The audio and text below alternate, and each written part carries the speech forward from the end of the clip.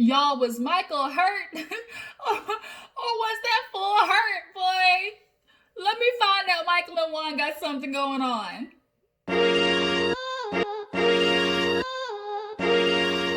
Hey you guys, what's up, what's up? I know you all have been waiting on me to comment and give my little 2 cents on the Real Housewives of Potomac. Y'all, I have been just so behind this week. Work has boggled me down.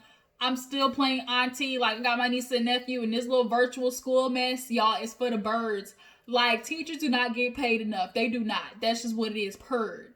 Okay? So, I'm not even gonna waste no time. You know what it is. If you are new to your girl's channel, I appreciate you for clicking on my channel. Make sure you hit that subscribe button, though. Become a member of the Juice Box crew. And for all my day ones, gonna stay ones, my A1s, I appreciate you for being patient and waiting on your girl, okay? So y'all, let's get into Real Housewives of Potomac, the finale.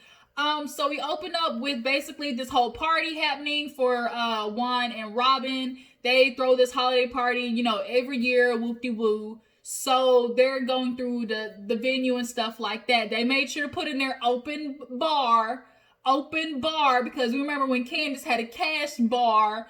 I'm sorry, to me, this is personally me. Do not throw a party unless you have saved enough to have an open bar. I just don't think like, oh, come to my house. And it's like, oh, by the way, you got to pay for the food and drinks. Like, bitch, that's not really a party. Then I'm coming to pay to eat at a restaurant that's just inside your house. Like, that's how I feel. So if like, you know, I personally, and then you were having an anniversary party at that. Like, anniversary party for sure should have an open bar. But nonetheless, you know, Juan and Robin were getting it popping off. So besides that, we see a little scene, little yang with Ashley and Michael. Ashley's taking all these pictures of old face baby Dean. And, you know, he's only 5 months, but look like he's 60, y'all. He looks so much like Michael. Only thing I'm hoping is he don't grow up like Michael. Ashley, I'm gonna need you to let that black side show a little more through. Because the way Michael was acting this episode, what we not gonna do is rebirth another, you know, it should be segregation. These low lives, I'm a white man privileged and I can touch whoever booty I want. We're not getting to raising another one of those, Ashley. Don't do it. Like, I need you to take him around the family reunions a lot more so he understand, you know, how life really works. Not the way his daddy acting drunk, looking like a bitter ex-girlfriend trying to fight security in this piece. So, she's taking the pictures. She's like, oh, Michael's just so much more involved. And it's like, of course he's involved right now. Like, he just got busted cheating on you. Like, of course the first 2 or 3 months after niggas get caught, like, that's the best. Of course they're going right back to how things are supposed to be. But it's like, once y'all start getting lulled back into that, you know, that comfortable spot is when they go right back to doing, you know, the fuck shit. Like, that's Michael. Michael has never had a consequence with Ashley. Like, ever. In general, a consequence on this show ever, because he been touching people booty cracks and ain't nothing happened to this man yet. But Monique does a little wig pull and, you know, y'all talking about, oh, she deserves to be fired, kicked off the planet Earth. Like, I'm sorry. Like, the caucasity, the Australianosity, that's whatever the freak that Negro is. Like, I can't. So Ashley's telling Michael a little tidbit, like, oh my god, okay, so we found out that, you know, Juan's gonna be proposing to Robin, and look on Michael's face was like, okay, yeah, Juan's proposing, and she's like, you need to tell me what's going on. What do you mean he's not proposing? Like, Gizelle told me, like, it's happening. He's like, oh, you know, that's not happening. And as a viewer, you're like, we know Michael was talking about Juan when he wanted to suck a little thing. We know he was talking about Juan. Like, of all the house husbands who everybody want to suck a thing, it's Juan's. Juan is for sure top 3 house husbands. It's always gonna be Mauricio, Juan. What's Denise Richards' husband name? That fine one. And then who else got a fine husband? Honestly, the other ones is ugly. So, yeah, Mauricio,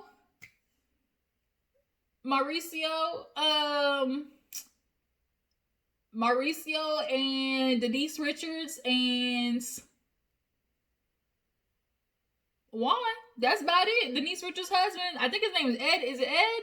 Whatever his name is. Y'all know what I'm talking about. Fine masseuse that's slightly crazy. So nonetheless, Ashley's like, well, you need to fill me in. And he drinking them Coronas. He start real early. We saw from the previews that he was lit at the party. So he's like, oh, I've said too much. Oh, I've said too much. He's like, I can't speak anymore. Me and Juan, we're close. We're really guys. We're buddies. And it's like, I feel like Michael, you feel like, okay, this, where it's like, he's friends with Juan, but Juan ain't friends with him. I feel like Juan ain't friends with Michael. He just tolerates Michael. He just does not want to be mean. Like, that's all it is. Juan, I don't think really has a mean spirit in his body, like to just be mean, outright rude and mean to people, because he's such a chill dude. The only person he can fuck over is Robyn, and like, she gonna take it. I'm like, unfortunately. So I just think he tolerates Michael, and Michael's taking that as we go together, okay? In Michael's mind, Juan, y'all go together. Y'all is boyfriend and girlfriend. Matter of fact, no, y'all is husband and wife till death do you part. And honestly, by the way Michael was acting at this party, death might be because of him, because he poisoned you and decide he want to bust the windows at your car, Jasmine Sullivan style. Like, for real, he was crazy, y'all, at the party. It didn't make any sense. So Ashley's now looking at him like, he's like, oh yeah, I've said too much. So we see Karen. Karen is packing for HSM. Y'all, I love me some Karen this season.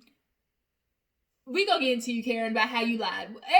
You lied, bitch. Like, you lied. You got caught. Karen, I fucks with you, and that's why I gotta call you out when you wrong. I'm with you when you're right. With you, like, I gotta tell you when you're wrong. But Karen, this story is starting to look a little questionable. I don't want to believe she was setting up Candiace. What I do want to think happened is, I'm not going to lie. Bravo wants a moment. I would not be surprised if they told Karen to tell Candiace and Monique what time to be there, and just happened to catch a moment in the wild. You know how, and by in the wild, I mean that miraculous moment that just so, if you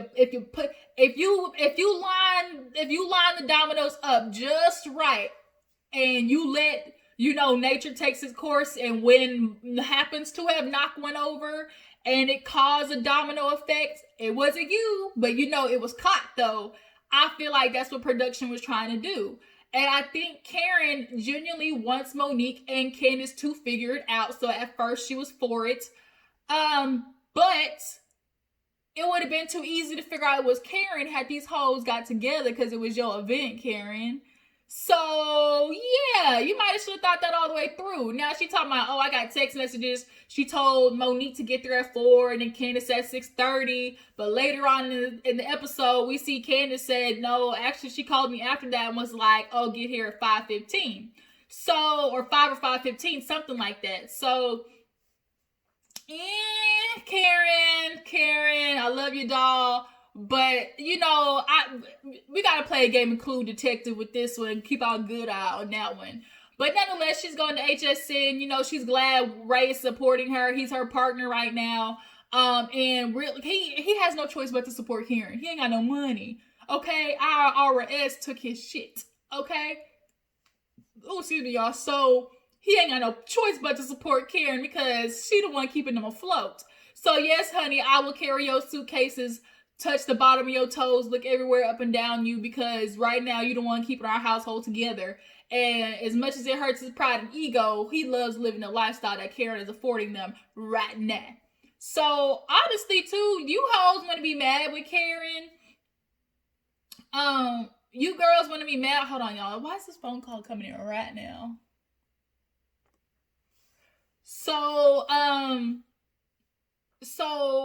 they always want to be calling out Karen for her ventures and for, her little things that she's doing. But Karen is doing what you're supposed to be doing when you come on Housewives. You take advantage of every stone that comes toward you. Do not leave a stone unturned when it comes to a check. And y'all want to be hating on her wigs. They're going to sell. Y'all want to be hating on, LaDom. But LaDom is in a age bracket and demographic that is booming, and the people who really have the money. Miss Karen is in an age demographic where they have money to spend on $100 perfume. So that's why she can't go on HSN, be in Bloomingdale's and, Nordstrom's and shit like that. Like, I'm sorry, but ain't none of y'all have a foot to come to step to Karen with when it comes to business. Ashley, where Oz at in the Wizard of Oz? It got crushed like the Wicked Witch of the West, like that house, boom, crash. Robyn, shit, this the second time the IRS came for you, so you can't even say nothing, Miss Embezzlement. Gizelle, Miss Every Hue Beauty, my business, I didn't just stick my name on it, Karen, that business. Okay, your website clearly says right now no longer in service. And then who else is it? Wendy, but you still fighting with your mom over what career you want to take. So and then Candiace, like, girl, Candiace, do you even have your wig line anymore? And I'm sure you still taking money from your mom. So back the fuck off, Karen. Okay, I didn't say that because I've been that whole Rolling Ray and Saucy Santana thing. Like, now I just got me saying purr. So so she went to HSN. Now we see this scene with Robyn and Juan, right? They go to therapy. It's premarital therapy. They sit down and it gets intense super fast because obviously the therapist is asking, okay, tell me about you guys' story. We run through what we know, which is they got together young. Juan lost both of his parents. So, Robyn's family really took him in. So after that, they've been together since college, got, married, had kids, 25, 26 early. And then, life happens. He goes to the NBA. She stays at home with 2 kids, only a year apart, taking care of them while he gets to travel around the world and yada. So Robyn simply says, the therapist asked a very obvious question, which is, well, how is it with the kids? Because obviously when kids come in the picture, that changes the dynamic. And she was like, Juan, he wasn't really around. He's like, oh, for the second one. And she was like, well, for neither. And he was like, don't do that. Don't do that. And she's like, what? He's like, she was just asking me like what I felt. And immediately you saw Robyn retreat. So there's going to be an issue because now it obviously seems like Robyn does not want to say anything to piss Juan off or to hurt his feelings. And that's a problem. Because now you're acting as if I don't want to hurt this man's feelings and scare him off because I don't want to be alone or I don't want to be without him. Like, that's not am I the only one who saw how she was like I was just saying and like kind of really burrowed herself? So, but then my problem was, it's like, Juan, that's the reality. Like, you weren't there. You were playing NBA. And for you to be like, don't do that, like, was the defense mechanism. And then you changed it from being about the kids to being about the marriage. We weren't even on that part yet, but yet Juan was like, well, quit playing like we had a great marriage. Like, we didn't have a good marriage either. That's not even the topic that we were discussing. So the fact that he switched it from the kids to marriage means that he obviously does know, that he failed at a younger age for the kids, because he was not there, which is probably why he's forcing himself to be with Robyn now. Y'all, this whole thing, we'll get into it right after therapy session. So he's like, our marriage wasn't good. I wasn't a good husband. She wasn't a good wife. Like things, I will admit, Robyn put up a wall and she's like, look, I was taking care of kids by myself. I didn't have the energy to give a freak about what Juan was doing. I didn't. And of course, when he comes home, yeah, I'm happy to see him, but I'm pissed off and holding resentment because I got nobody to help me with these 2 kids. I'm literally losing my mind, drinking a freaking boxed wine. And I get to watch you on TV, celebrate with your homies, go out, kick it at the club, and then, fuck another bitch on the side. Like, that's what was happening. So for Juan to be like, oh, because, the lady's like, well, he's like, oh, because she did that, I got, things elsewhere. And she was like, and by elsewhere, I, not just sex. And he was like, no, attention, affection, and what kills me about when guys notice that their wife or partner puts a wall up their immediate thing is to go run and get it somewhere else other than figure out or talk to your spouse. It's like, okay, why do you have this wall up with me? And it's like, that's where the communication comes in. Because one, it was easier for you to go out and get it somewhere else and to sit there and work on it with Robyn.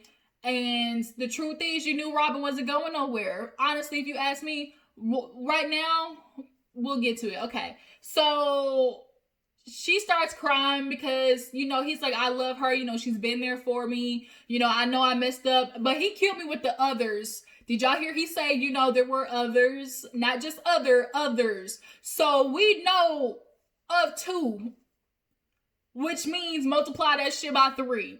Okay? So for Robyn to be stuck around like 6-7 years later after all of this, like, really goes to show where she sees herself at in life. Like, neither one of y'all have let each other go just to really like blossom and figure out who you are without each other. Y'all are very codependent. And honestly, I feel like Juan feels indebted to Robyn because of how much her family took him in. That's how I genuinely feel. Like, I don't know how you guys feel about the relationship. Y'all drop down in the comments to let me know. Do you feel like Juan and Robyn truly just have like this genuine, like, in love with each other? You know, we're in love and I want to ride this thing till the wheels fall off? Or is it, you know, we're comfortable and we get it and we understand each other and, you know, we just don't want to go out there and find it with, like, you know, have to start all over again type thing. Because, yep. Can I make me a peanut butter and jelly sandwich? I'm almost done. I'm coming out there in a second. Can I just make a peanut butter sandwich? That's fine, Manny. Whew, y'all, Lord Jesus. I'm telling you, I'm glad I ain't got kids right now. I love my niece and nephew, but all kids do is eat, y'all. Eat you out of house and home. Every hour. You feel like they be full every hour. Can I get this? I'm hungry. Like, y'all, it don't make no sense at all. Yeah, let me, oh Lord Jesus. I'm tired, y'all. I need a drink and I need to smoke a little something. That's why, and I ain't got none till my brother get here. He got back from Colorado the other day. So when he come home, it's about to be on and popping. So I need to, you know, sage this spiritual, you know, chakras of mine, get them back in lines, you know, Snoop Dogg style. So, yeah, so y'all tell me how you feel about, you know, Juan and Robyn's relationship. So, was there anything that happened after that? No, I think as a matter of fact, oh no, we did see Candiace go out with her mom. Candiace goes to see to like the little nail shop, and she's basically talking about how she feels like she saw Karen as, you know, that mother figure, and maybe she is, you know, put too much into her. Like, maybe she trusted her too much. And a part of me is like, you know, I don't think Candiace is really giving Karen credit for really like being there for her. Like, what she told you at Winnie's event is true. She stood there beside you when you was acting a plum fool these past couple of seasons, and she didn't turn her back on you. That's what a friend does. And so the fact that it's like, what else do you want from Karen? The only thing left for Karen to do is to ice Monique out. Speaking of that, Monique goes to therapy. That's what I was missing. Monique talks to a life coach therapist and basically reveals like she's always had this fitting in issue. Like, when she first got to Potomac, it was very obvious, aka the main green-eyed giant, Gizelle, was going through a hazing phase with her. And ever since that hoe said, I got 4 houses, Gizelle did not bump with her. So that immediately starts the process of her wall being up and in defense. Now, Monique, I love you, girl, and I am sympathetic to your story, but you being in defense mechanism, you know, of the whole group, I think is totally independent of the situation that you had with Candiace. That simply was just I lost my cool moment, and I've been wanting to get that bitch for a minute. Like, let's keep it real. Like, Monique, I love you, girl. I really do. And I feel like, in my opinion, when people fight, depending on the severity of it, it should stop and start, start and stop there. I don't think Candiace got hurt to the magnitude at which, like, she's crying at the drop of the hat. Like, I feel like it's more of an emotional embarrassment thing, if you ask me. Her feelings may be hurt, but I just genuinely think, like, she's in shock. Sometimes when you're in shock, the only thing left to do is cry. I just think, and then more of that, I think Candiace's issue is more the social media stuff. And you can't blame Monique for the social media. Like, she's not responsible for every negative comment that you got on social media. That's just what people think of you personally, Candiace. So to package that in and be like, oh, her lackeys and oh, the people she pays on social media thing, I'm sorry, Candiace, people have their opinion about you, and that's not Monique's fault. That's not. It's based on how you've acted in the past and at whether people vibe with you or not. So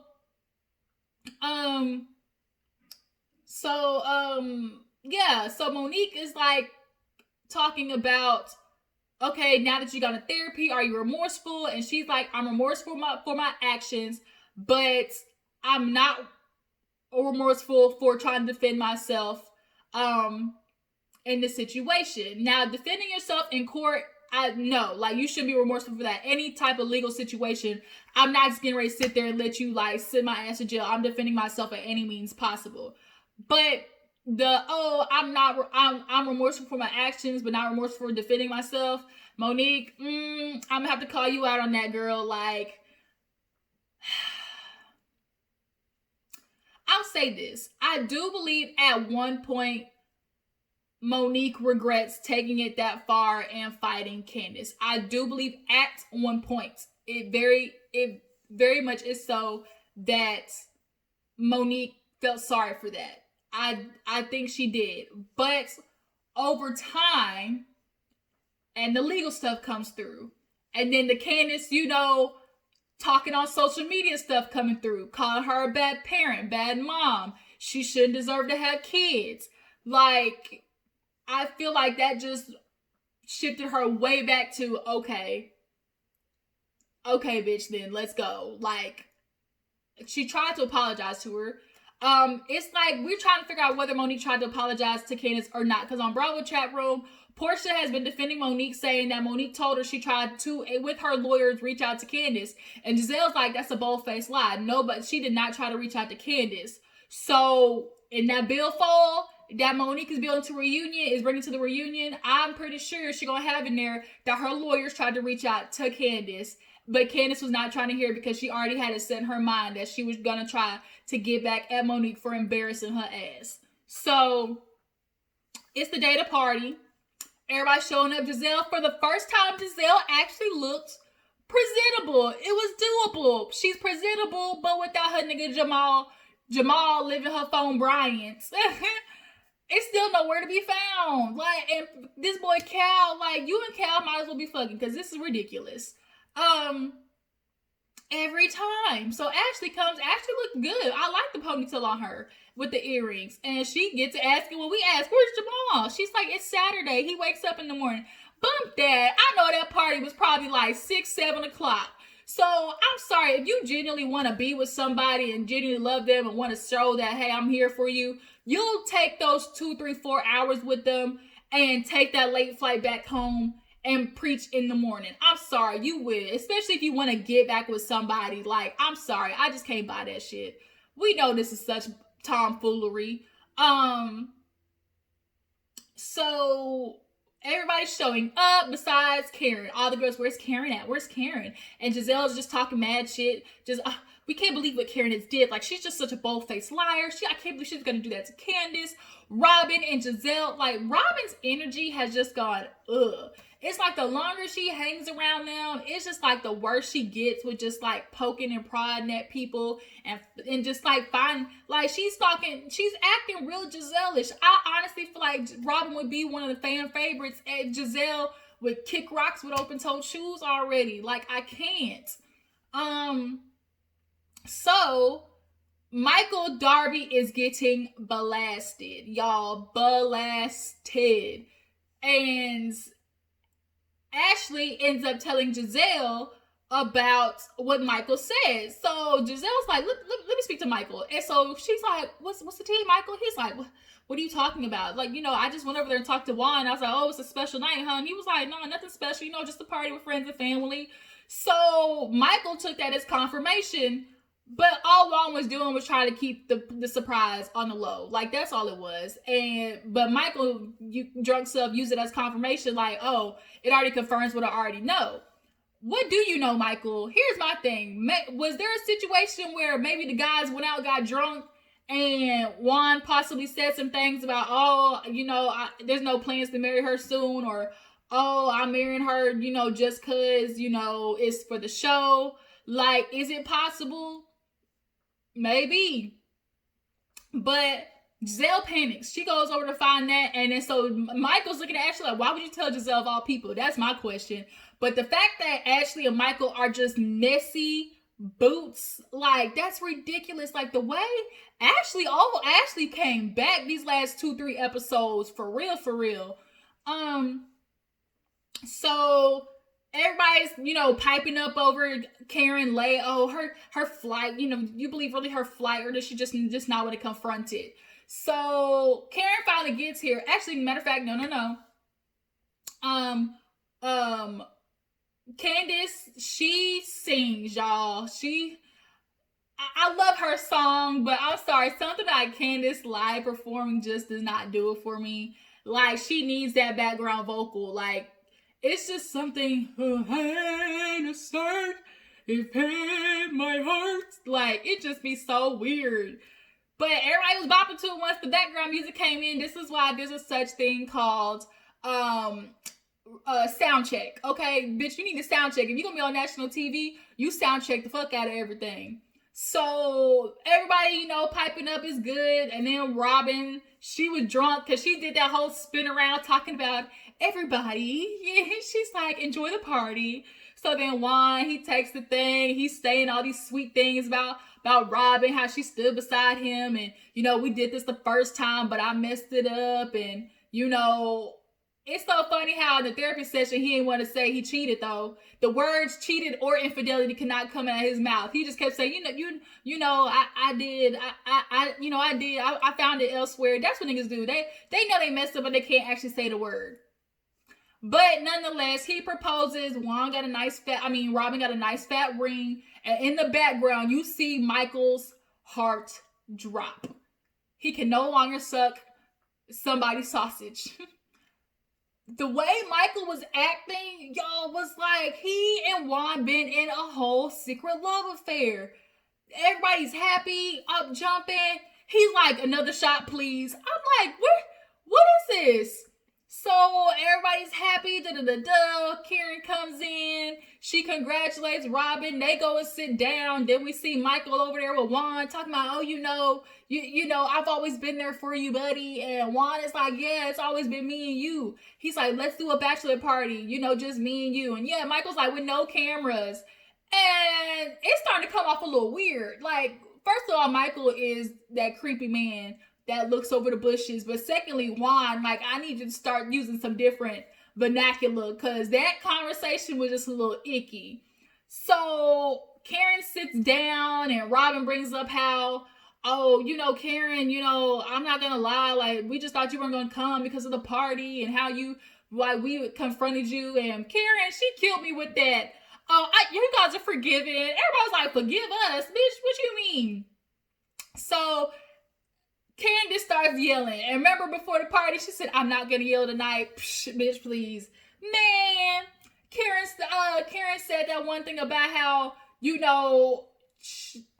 Candiace was like, Karen, like, I'm starting to not understand, like, you and Ashley are drinking the Kool-Aid. Ashley was quiet as fuck that whole thing.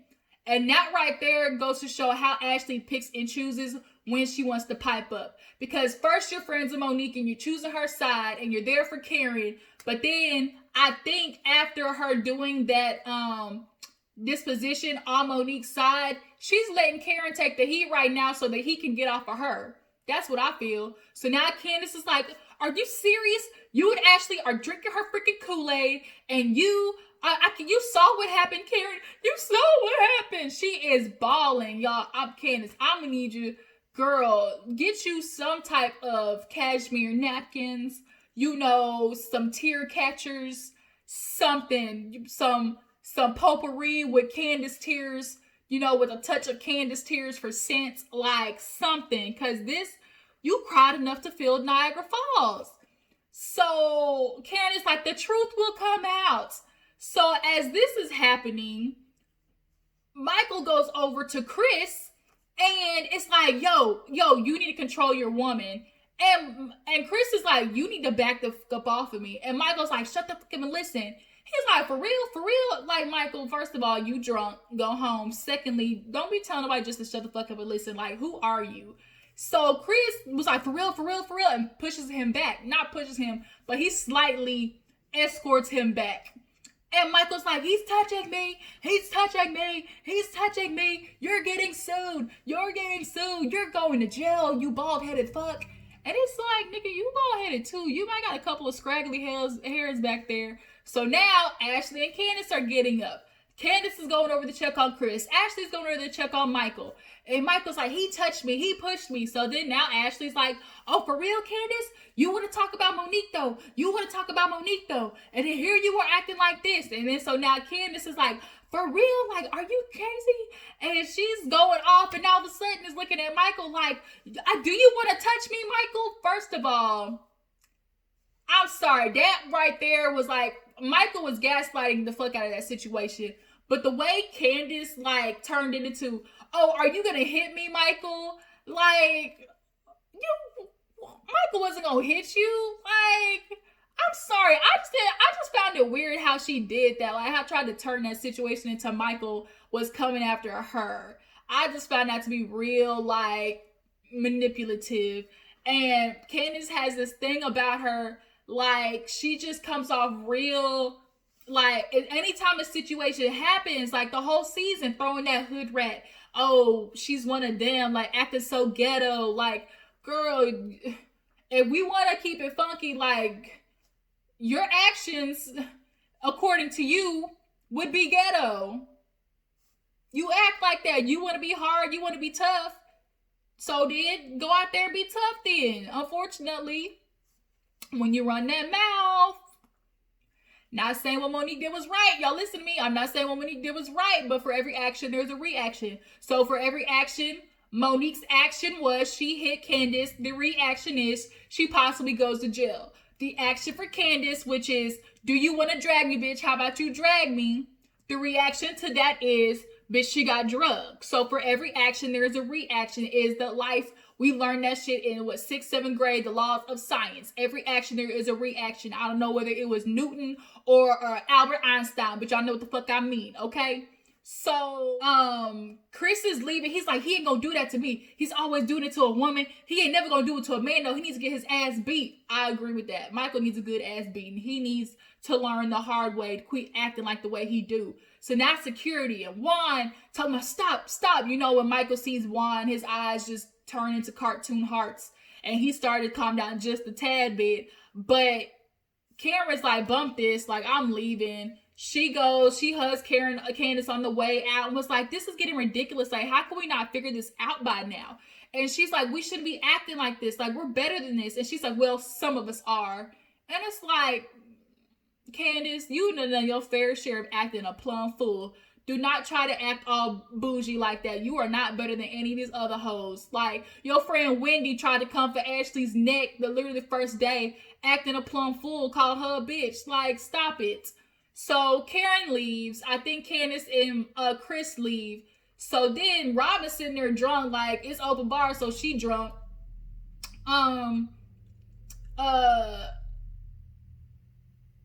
Michael is still going off. He now walks towards the back where production is. You know, production always sets up. So they're like, you can't be back here. No, the freak, I can't. I can go wherever I want. Now, white people shit. I can go wherever I want.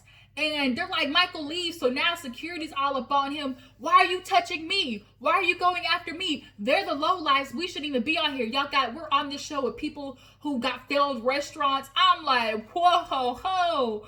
Pot called the kettle black, homie. Don't you do it, Michael. Don't you do it. So Ashley is like screaming, Michael, stop. Michael, stop. And he's just going worse and worse. I feel like Michael was on not only on that drink, but you know, he was,